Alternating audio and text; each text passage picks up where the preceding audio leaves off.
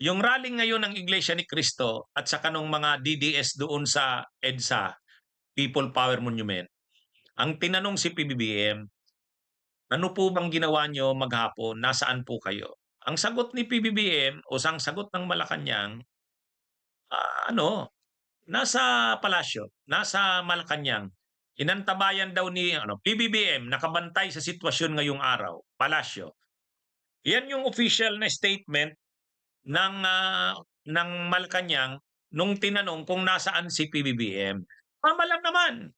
Tama lang 'yun, nasubaybayan talaga ni PBBM ang maghapon ngayon kasi critical itong period na 'to. Hindi alam kung anong mangyayari ngayong maghapon. Hmm? Kasi 3 araw 'yan, pero ngayong unang araw makikita gaano ba karaming tao, ah, ano ba ang kanilang mga panawagan? Ano ang reaksyon ng publiko? Mas nadadagdagan ba hanggang ngayong gabi?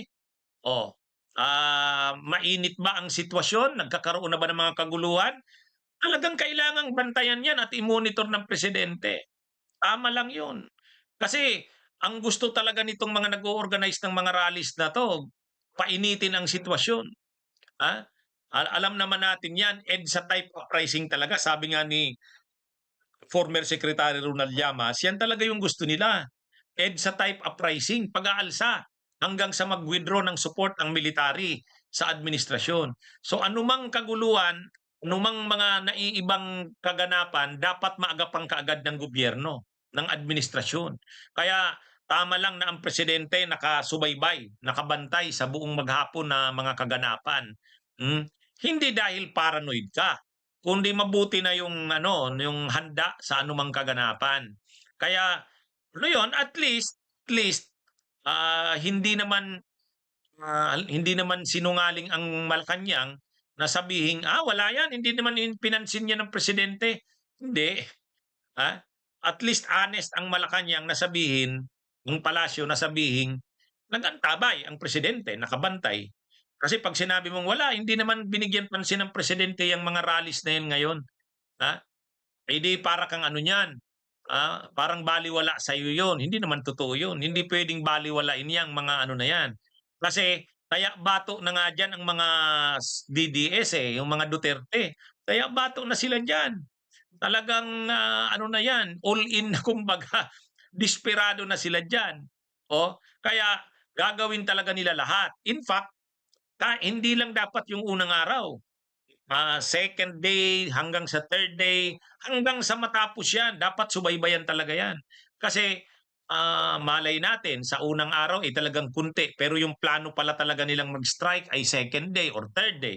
Kaya ano yan, tama lang na minomonitor ng presidente para makapag-instruct talaga siya kung mayroong mga emergency na sitwasyon, extraordinaryong sitwasyon, kaagad-agad maka-instruct ang presidente, maka-action. Mahirap kung lumalaki na, hindi mo na parang sa apoy, hindi mo na maapula.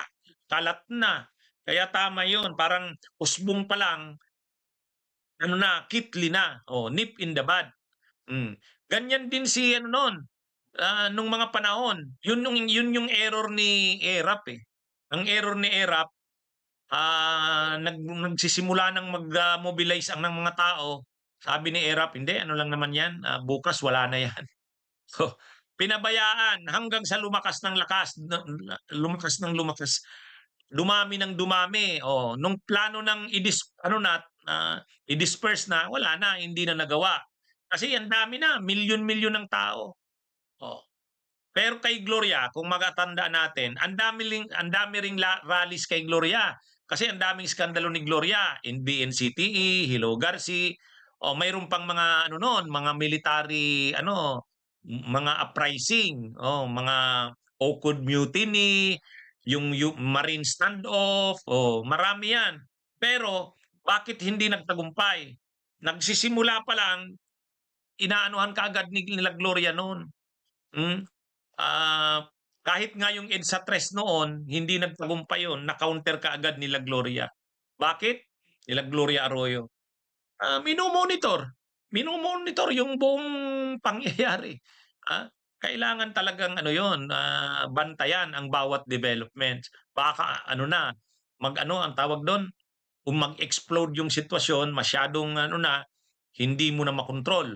Dapat sa ano pa lang, maaksiyunan kaagad. Lalo pa talagang gagatungan ng mga DDS na lumaki kung sa apoy, kumalat ang apoy na ito. Parang apoy yan, eh.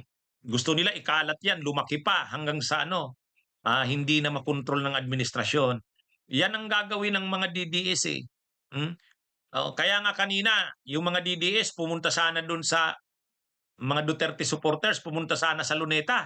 Sasanib sala sila dun. Mag-agitate sila, mag-iingay sila do'n para yung mga tao magsisigaw ng kung ano-anong slogan na panawagan ng mga DDS. Ang problema hindi sila pinapasok, hindi sila pinapasok ng mga miyembro ng Iglesia ni Cristo. Ah, pahiya yung mga DDS, eh. Hmm, siyempre gusto rin ng Iglesia ni Cristo na i-preserve na sila, hindi naman sila nag-rally para kay Duterte. Hmm, gusto nilang ano kasi marami ring negosyo ang iglesia, marami rin silang mga interes na kailangan rin protektahan. Hindi sila puwedeng lumaban talaga ng todo sa Marcos. Ha? Hindi sila puwedeng lumaban ng todo kaya may pagka-neutral pa sila kunwari. Hindi, siyempre pro Duterte sila pero ayaw nilang mamarkahan. 'Pag sumanib yung mga DDS dun maiiba na. Oh, kaya ano ito, ang maghapon ngayon binantayan ng Malacanang yung mga nangyari. Tama lang yon.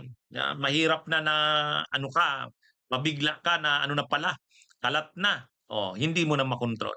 Kaya at least naman honest din ang Malacanang na sabihing nagbantay ang presidente.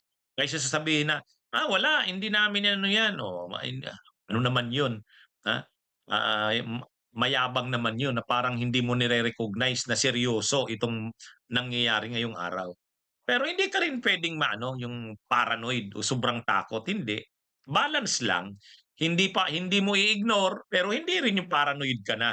Kaya tama lang yung ano, yung, ginawa ng, Malacanang ngayong maghapon. Bunyog, bunyog, halikan na kasama ka. Bunyog, kapag buklod ay may pag-asa. Luzon, Visayas, Mindanao, isa ang pananaw. Sa bagong Pilipinas ang bunyog isisigaw. Bunyog, bunyog.